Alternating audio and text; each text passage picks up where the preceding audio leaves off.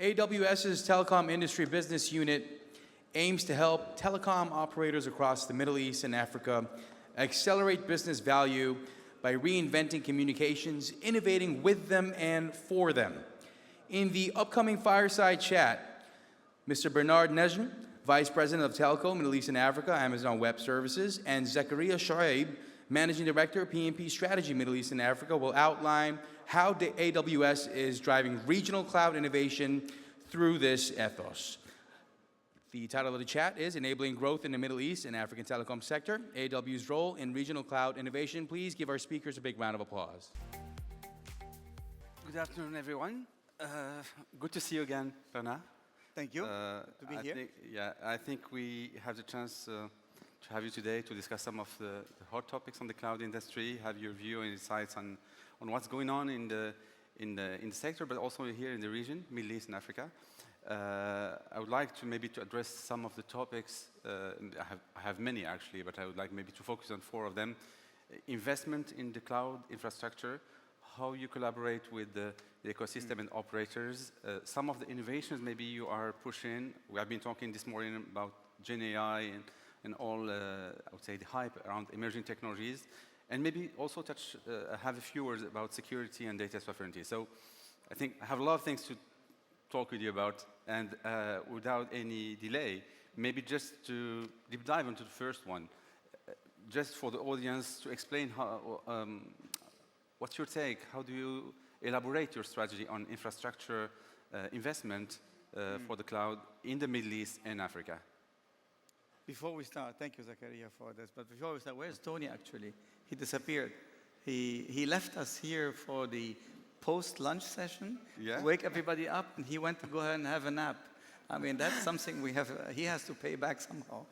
I saw him, tell him that. Sorry for my rough voice, but I'm coming out of a flu and try to have it as smooth as possible. So yes, about infrastructure, where are we investing and how are we investing? If we look at really the Middle East and Africa, it's a large part, large continent, and with diverse, many countries, small, big, large economies, smaller GDPs. And if you want to connect all these countries to the cloud, you wonder how to do that. And actually here, the diversity of the AWS infrastructure offering really helps a lot, because we have different kind of infrastructure solutions, large ones, which we call the region, made of 3 large data centers. Then where actually we have more than 270 to 280 cloud services. But then we also have a smaller version, which is the local zone, which has a smaller number of cloud services, but which is more fitting smaller countries. And then we have the Outpost, which is a private cloud, which fits in a data center and in a private data center, and can offer also a good amount of cloud services. So what we have done is that we have invested in different countries, starting with South Africa. We have a region in Bahrain. We had started in the UAE, also a large region. And actually this year, in March, we announced our region in the KSA. So those are large investments, which are very significant compared to the number of regions as well we have in other parts of the world. But we also have, for instance, local zones in Morocco, in Oman, in Kenya, in Nigeria. We also are looking at outposts in majority of those countries as well, and Bahrain, and Qatar, and Kuwait, and many other. And we are continuously looking at how and where do we invest, again, more in order to secure more connectivity to cloud. And why do we do that? Because when you have the infrastructure close to you, this really encourages and brings innovation, brings the cloud model, the pay-as-you-go, pay-as-you-use model, which enables easy access to AI, ML, and AI is a big topic so far today, and as well as the typical computing and storage and other kind of, here we come. Tony, nice to have you with us, Tony.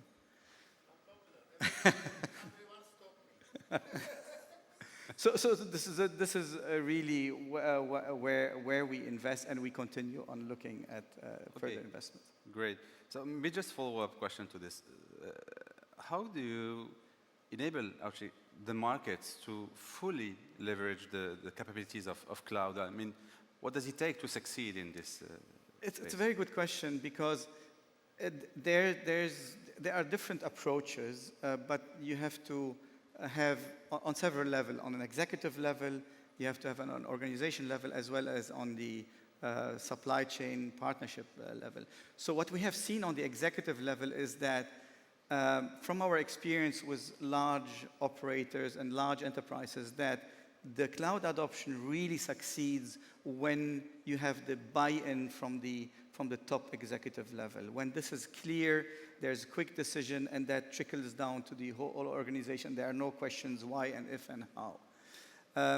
But then you look at the organization, and it's about really the culture change. It's a new culture.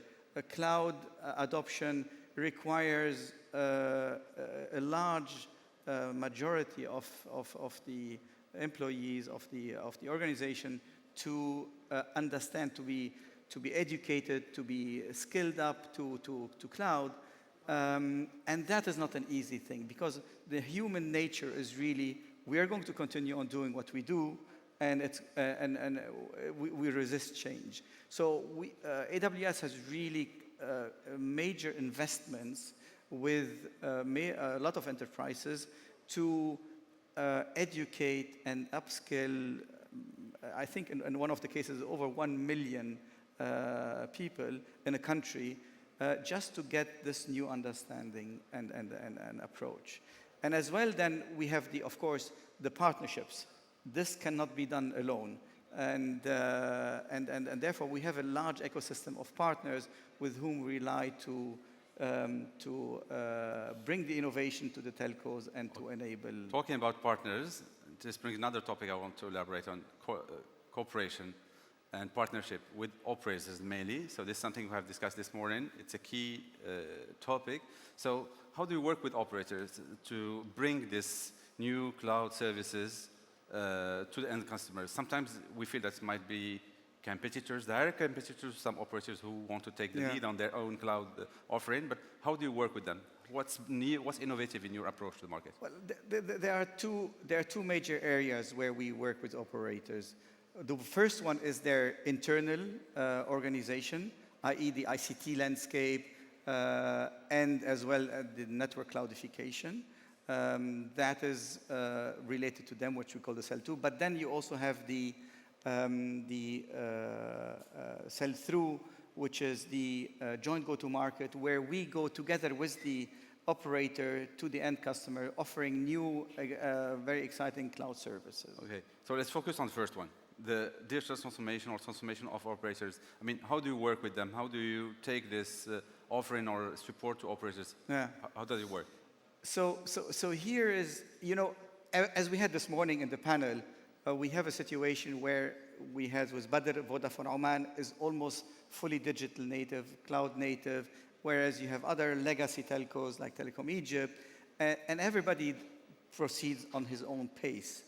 And therefore, it is very important to understand the capability, the maturity, the strategy of each operator, and then to devise specific strategies how to help those operators move to the cloud.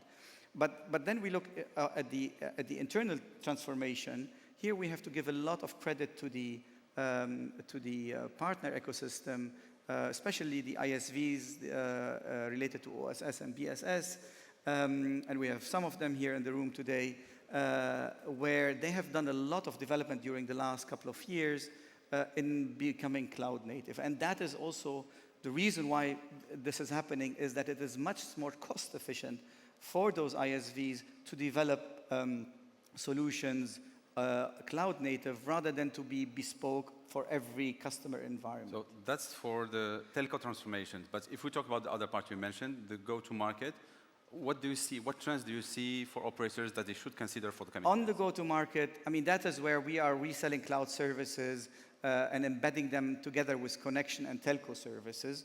This is where we work with the telco operators to, sometimes we call it, to create an innovation factory. We look at the existing services they have. We look at the partners which we have.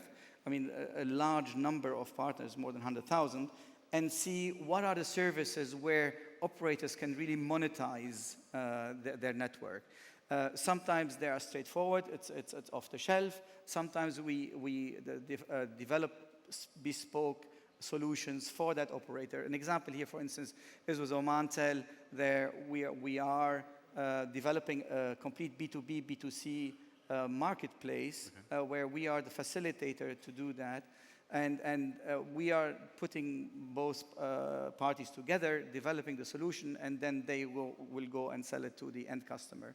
But what is also, for instance, a possibility, which we have also in Oman, we have developed a secure sovereign landing zone, which means that the operator is certified by the government, by the authorities, that their secure landing zone is sovereign, which means that government workloads, government application can be hosted by that telco. That is only one example. There are lots of additional examples, even if I go to IoT, smart home, and other kind of solutions, which are very interesting, where the important point here is that this is a monetization opportunity for the operator. For the operator, okay. For the sake of time, I just want to cover 2, 3 other questions quickly. We have, we have plenty of time. Tony is here. Yeah, I want to discuss maybe more about the innovation. So we have been talking this morning a lot about AI. So there's a lot of hype around this. But how do you see this opportunity for operators? What is there for them? How can we help them? You're representing Amazon Web Service. So at some point, what's your view on this? Yes, AI? sure. I mean, if there was not one single session today where there was not the word AI. And for the remaining one, of course. And if you look, it should be the same thing. 2 years back, AI, yeah, what does it do? It's a Skynet, as somebody mentioned this morning. So the evolution has been magnificent. But even if you look at any enterprise, even the small bakery around the corner, they almost use Gen AI and AI these days. So you can't survive without AI, especially like telcos are very technology-oriented enterprises. So, well, if you want to scale an AI, you will need the cloud, and that is where we see our role really to magnify, scale, and ensure the success of the AI. Until 2024, what we see is that this was mainly an experimentation phase. From now on, it's going to be in a production phase. And that means that there are much different challenges to take it from a POC, to take it from a small scale up to a larger scale. And that's where the cloud really plays a role. And we have looked at different use cases, but in comparison to what we used to think there is going to be a killer application for 4G and 5G, in Gen AI, this is not going to be. Gen AI will be everywhere, is everywhere, and there's not going to be one application or two which will necessarily stand out. It's going to be across the board. But what our role as AWS is really to democratize the access to AI and the success of AI, because we see our role as, for instance, on the silicon side, we want to ensure that everybody or large enterprises have access to our partners like NVIDIA, to the access to the GPUs. If you look at GPUs now, to secure access, they're rare, you have to wait, they're expensive, and whereas AWS has those GPUs on the infrastructure, you need them, you can use them as much as you want to, and then you can just stop, you don't need the large investment. But also to make the topics even more attractive, AWS has developed its own silicon, Trainium, which is more cost efficient, and we in that way we ensure that there is access to anybody who really wants to use a GPU. And the second part is the utilization of foundation models. Okay. So we have the Bedrock system, which allows you to use several LLMs in the same time. Initially, we had 2 to 3 LLMs which you could use, but now last week at the Las Vegas at the AWS show, we announced that you can select out of 100 LLMs to see which one is the most suitable for your case, and and have this flexibility. So we really see our role as democratizing, ensuring access, and supporting the telcos in achieving their aims with artificial intelligence, but we do it across the whole board, from the silicon to the LLMs and then to the inference. Perfect. Maybe one last question. Looking forward into 2025, where are you on security, data sovereignty, all these beautiful topics? So security is job zero. I mean, if you don't have security on the cloud, nobody will use the cloud. We can't afford that. We have large organizations like the NASDAQ, I don't want to go through every government which uses AWS. So security for us is job zero. There's no compromise on that. We are daily measured and ensuring that we are complying with all the security standards. But I also use the comparison with the analogy with the house. So AWS builds the cloud, it builds the house. So we make sure that the rooftop is there, the walls are there, the window is there, the door is there, the key is there, we give you even the key, but there's a shared responsibility also with the user, because they will decide who will they let into the house, what kind of software, what kind of application they let in. That's a shared model between AWS. We secure the house, you have to secure how you use it. Okay, security covered. What about data sovereignty? Data sovereignty, I mean, last but not least, is a very, very important topic. This topic has gained in terms of importance in the last 2-3 years' time. And there's not one solution that fits all. Every country has different and its own regulation. And we work very much with all regulators to be able to translate what AWS knows as sovereign by design into the requirements of each country. And the work is tedious, but we are committed to work with the operators and the regulators to ensure that sovereignty in each country is met. But again, in some country it could be ABC, in another country ADE. So we are committed to provide these solutions in order to meet the sovereignty conditions, and which will enable, because at the end of the day, that is what will bring the innovation and well, thank you very much, Bernard. It was very insightful. I think I would love to discuss more about all these topics. And well, thank you so much. And we'll leave the floor to your colleagues for the next panel. Okay. Thank you. Thank you.